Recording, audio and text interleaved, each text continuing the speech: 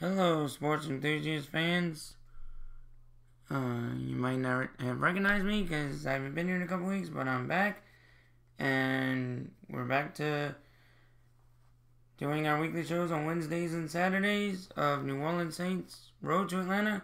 And we are on week 10, or actually week 11, but this is the week 10 recap portion of the week. And Saints won again, obviously, 51-14. Very good showing. I'll talk about that later. We're going to first talk about some kind of sad news right now. Pelicans are not playing well at all, leaving guys wide open. Not very good on defense at all. They're losing. They were losing by 20. They're not losing by 20 now. They're trying to come back. Almost got it up, down by 15 right now, but the Timberwolves are just eating them up right now. We're making threes like crazy. And I guess these new guys they acquired off the Jimmy Butler trade were actually better than, I guess, one or two days actually made a difference. I don't know. They're just making shots. And Pelicans are hurting themselves. Turning over the ball, not really passing the ball too much, not many assists, and on 19 shots, the Timberwolves had 15 assists. So, I don't know. The Pelicans are just not doing great right now. They're doing horrible. And I don't think they're going to win this game, the way they're playing. Maybe after the half they'll come out and shock the world, but I don't see it happening. The Pelicans are just not a good team this year. Yeah, they started 4-0, but the last two wins of that 4-0 were horrible. They were not good wins. They were close wins. They weren't playing like they were playing the first four games. You got to pass the ball. I mean, you just keep it to one guy, one pass. It's not good. One pass in the shot, not great. Timberwolves are passing 2 and 3 times, and they're quick passes. They know what they want to do on offense. You know, and I don't know. I don't know what to say about the Pelicans. Maybe they'll turn it around. I hope so. Anthony Davis said today he thinks they are going in the right direction, so we'll just have to wait and see. So that's it on the Pelicans right now. It's not good news. A little better news, LSU did win against Arkansas. Didn't look pretty. The offenses looked horrible since the Georgia game. I went to the Georgia game thinking, wow, we got a chance to beat Bama. We don't do anything against Bama. We don't do anything against Arkansas, who's horrible on defense, who is horrific in the SEC, last in the SEC. Yes, we beat him, barely, by 7. Yeah, we could have beat him by 14, but he fell down and run out the clock. I know all of that, but I don't know what we're going to do. You have to find somebody to groom. You have to find, there's no full-time position available. I heard that on the Matt Moscona show. But there is an analyst position available. You can have as many analysts as you want. We need somebody that's gonna say, Coach Jones just has to say, here, take my offense and make it relevant. You know, I agree with Matt Moscona on that. You have to make it relevant to what the modern day college football is. And we're not that. We can't do screen passes. We're not throwing the ball down the field like we were in the beginning of the season against Auburn and Georgia. We're just not doing, and we're not running the ball that great either. Joe Burrow only had 198 yards. He didn't have that many yards. He didn't even have 200 yards against Arkansas. I thought he could have had 300 yards. I thought we'd be saying, hey, where was that offense last week? Or at least some of it, you know? But if LSU wins out, has a great season, yeah, well, 11 wins, yeah, that's great. You know, they got 2 more games. They've won 8 games. They get to 10 wins. They go to a great bowl. A New Year's Six Bowl and then win that game? Yeah, great, wonderful. I'd love to see all of that. But is the goal to really win 10 games every year? Or is the goal to win 11 or 12 games and go to the college football playoff? I don't know. I would assume it would be to win a championship every year. But until we beat Bama, until we get our offense more balanced, what is Ogeron? What is Steve Ensminger and Ogeron calling? I mean, what are they scheming on offense? Defense is fine, but the offense is just horrible. I mean, 3 and outs is not helping your offense at all. It's I don't know. It's crazy. It is what it is, and we'll just have to wait till next year to see if it changes.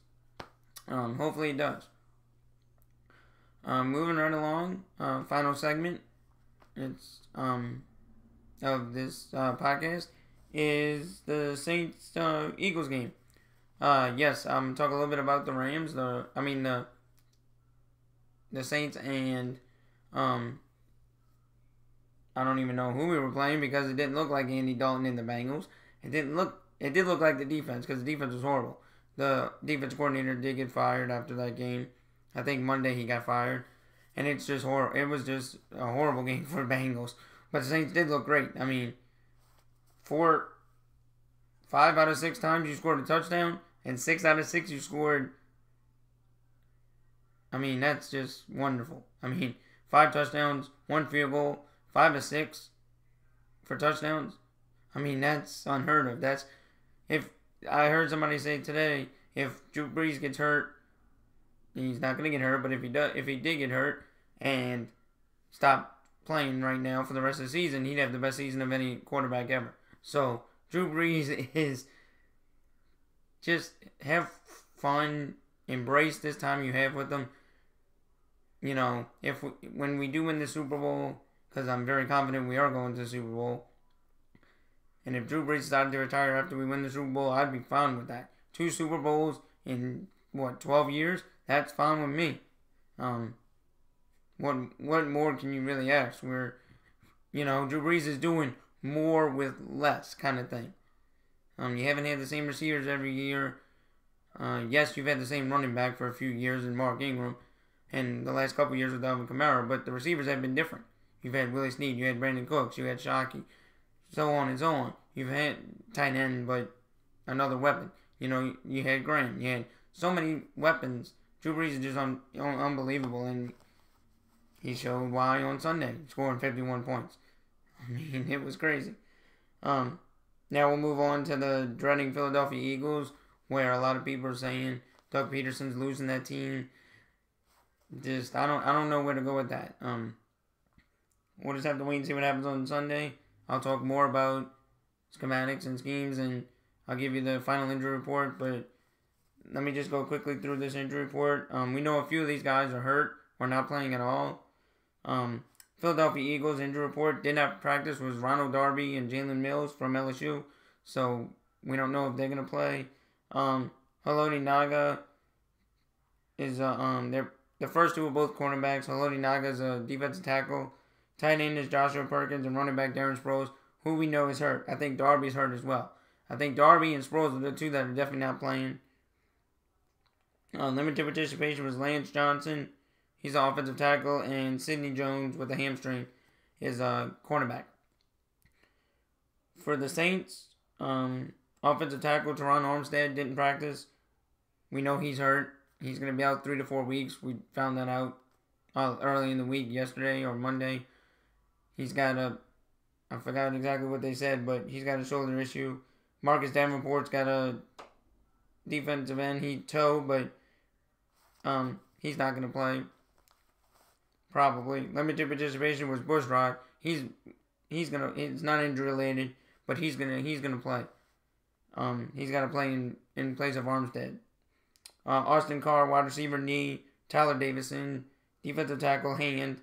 Andrews Pete, hip. When do you not see Pete on there? Ryan Ramczyk, knee.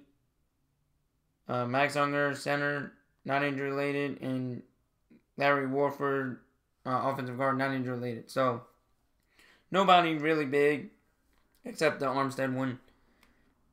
It was just unfortunate. I heard Gus Catgill on 100.3 FM, 12 to 3, Sports Hangover say today that he just was pushing somebody over. And he was just pancaking somebody. Teron Armstead got hurt on it. So unfortunate to see that happen, but hopefully he'll be back for the Dallas. They said 3 weeks. Somebody close. They said 3 to 4 weeks. NFL reported, but somebody close. The Saints said it was a little closer to 3 weeks. So hopefully he'll be back for the Dallas game. They'll put him at the Dallas game. And we'll be back to form on the offensive line. I don't think much is going to change with Bushrod. He knows the Saints. He's been there for years, so I'm not worried. So yeah, that's everything I was going to talk about. Pelicans, like I said, don't look good. LSU's not really good on offense, but they're winning games somehow because of the defense, like every year. And Saints are on fire right now, 8-1. I don't know who's going to slow them down. I don't see anybody. Maybe Carolina. That's with my head, not my heart. My heart says we're going to win out, but my head says we could lose 1 to Carolina. I think the Saints are like Alabama in the SEC, or anybody in the SEC. Miami thought they could beat us. Rice is coming in here thinking they can beat us, and we just kind of laugh at it. It's like you're playing SEC when you play the Saints. You got to score on every drive because the Saints can do something. If the Saints do not hurt themselves in games, Saints are winning out and going to the Super Bowl and winning the Super Bowl. If the Saints if they just don't turn the ball over, if they're even every game or +1, they're winning every game from here on out. That's just how this 2018 team is going. I love it. I can't wait till Saturday to talk with y'all again. So please join me. If you like this video, hit the like button. Also hit that subscription button so I can hopefully get some more subscribers. And hit that notifications button so you know when I go live around 8 p.m. Central Time on on Wednesdays. And Saturdays around 3:30. If LSU has an early game, I usually wait till that game's over. And then I'll give you the recap of the LSU game. If they have a late game, I usually give you the preview of it. And then on Wednesday, I'll give you the recap. So it just depends on how LSU's doing. They have a night game this week. So I'm probably going to give you my take on it on Saturday. So join me. It was fun. I hope to see y'all on Saturday. Thank you. And until Saturday.